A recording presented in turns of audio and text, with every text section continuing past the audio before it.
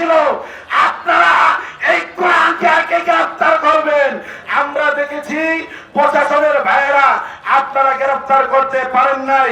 এখন আমরা এই তাওহীদি জনতার পক্ষ থেকে এই পাঁচটা ভাষায় বলে দিতে চাই, এই কোরআনকে আগে যদি আমরা কোথাও পাই তাহলে কোথাও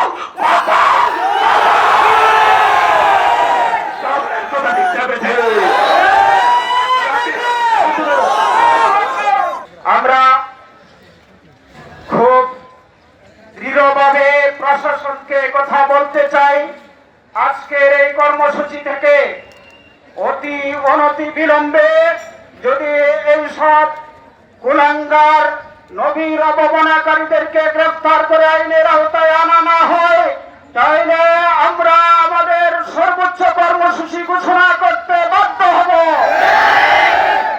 আমরা বুঝি বিভিন্ন দেশ বিরোধী ষড়যন্ত্রের মধ্যে এটাও একটা, এই দেশকে অস্থিতিশীল করবার জন্য, দেশের সার্বভৌমত্ব এবং